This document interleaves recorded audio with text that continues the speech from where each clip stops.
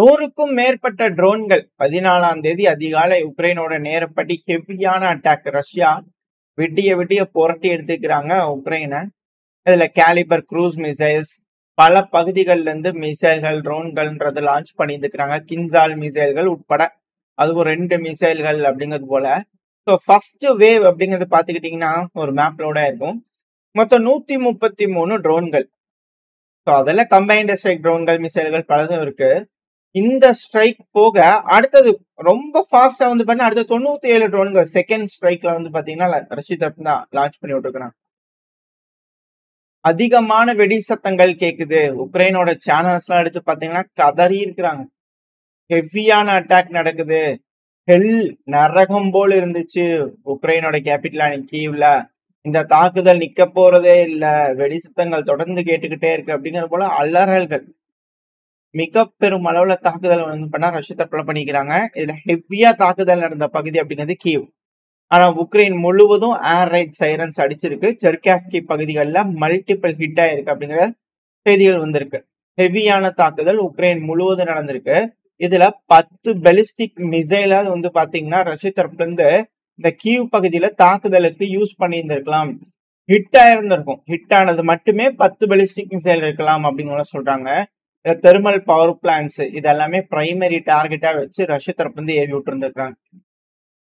இது போல ட்ரோன்கள் மிசைல்கள் ஹெவியா உக்ரைனோட கேபிட்டலான கீவ் நோக்கி வரும்போது கீவோட ஏர் டிஃபென்ஸ் சிஸ்டம் சும்மா இருக்குமா? ஏன்னா 1-2 வச்சிருக்காங்க.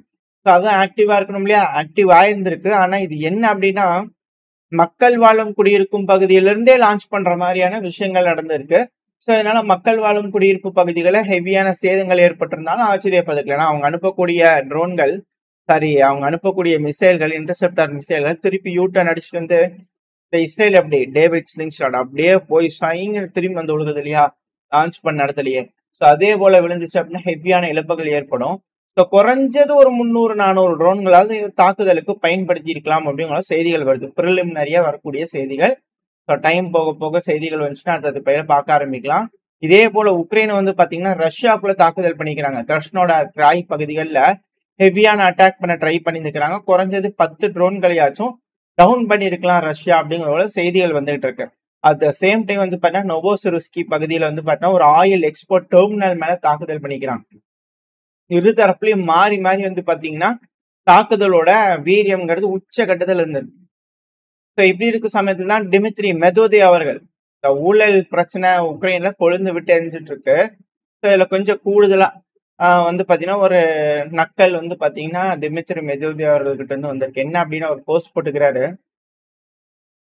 ஏழை மக்கள் உக்ரைனோட ரொம்ப ஏழை மக்களுக்கு உதவி அவங்களுக்கு ஊட்டி விட்டு வளர்த்தியே ஜெலன்ஸ்கி அவர்கள் யமார் மெந்திச் அவர்கள்லாம் ரொம்ப பசி பட்டினியுமா இருக்கிறாங்க அப்படிங்கிறத வந்து பண்ண ஒரு நக்கலா வந்து பாத்தீங்கன்னா ஒரு போஸ்ட் போட்டு விட்டு வந்துக்கிறாரு. ஏன்னா யமாக் அவர்கள் மேல ஏகப்பட்ட குற்றச்சாட்டுகள். இந்த யமாக் அவர்களோட சொந்தக்காரன் அப்படிங்கிறதோட சொல்லிட்டு ஏமாத்திட்டு இருக்கிறாங்க அப்படிங்கிற ஒரு ஆளை வந்து பார்த்தீங்கன்னா பிடிச்சிருக்கிறாங்க.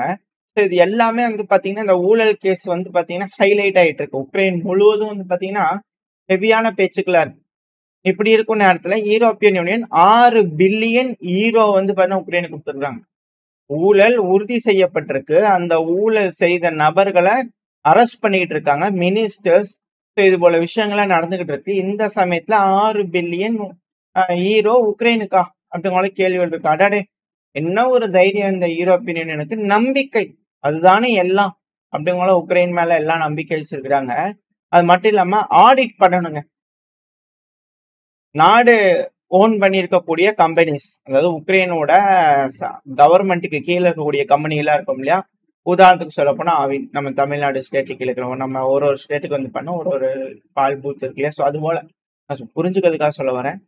ஸோ அது போல இருக்கக்கூடிய எல்லா நிறுவனங்களும் வந்து பாத்தீங்கன்னா நம்ம செக் பண்ணி ஆகணும். ஏன்னா எனர்ஜி செக்டார்ல வந்து பாத்தீங்கன்னா இப்போ ஊழல்னு தெரிஞ்சிச்சு. ஆனா அதுலயும் செக் பண்ணணும். எல்லாம் திருப்பி எடுத்து ஆடிட்டிங் பண்ணலாம் அப்படிங்கோல உக்ரைனோட பிரைம் மினிஸ்டர் சர்தங்கோ அவர்கள்.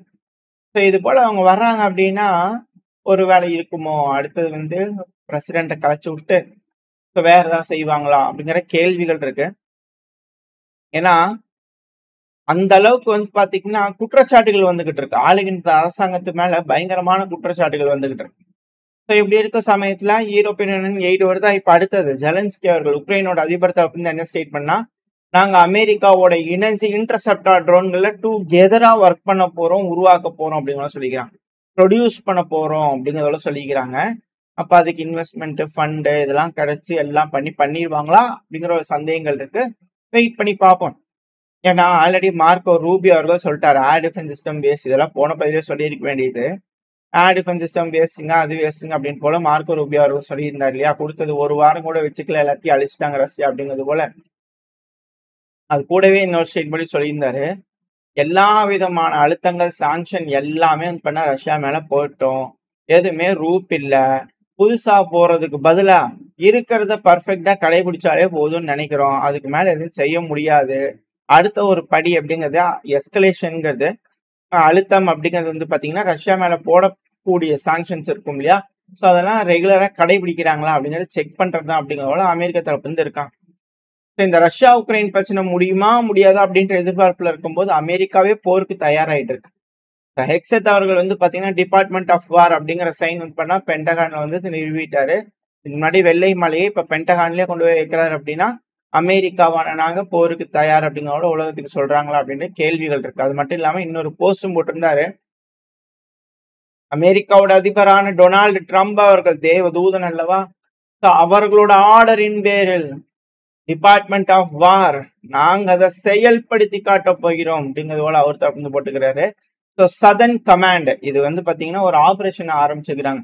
ஆபரேஷன் சதர்ன் ஸ்பியர் அப்படிங்கிறது போல சதர்ன் கமாண்டோட இணைஞ்சு இந்த அவங்களோட பார்டர் பகுதிகளை வந்து பாத்தீங்கன்னா ப்ரொடெக்ட் பண்ணும் அவங்களோட நாடை, அப்பாவி பொதுமக்களை. இந்த நார்கோ டெரரிஸ்ட் வந்து பாத்தீங்கன்னா போதை மருந்துகளை கொண்டு வந்து கொடுத்து கொலை பண்றாங்க. ஸோ இது போல காரணங்கள்னால நம்ம நாட்டை பாதுகாக்கிறதுக்காக அவங்களை வேரோடு கருவறுப்போம் அப்படிங்கிறது போல ஒரு தரப்பு போஸ்ட் வந்திருக்கு.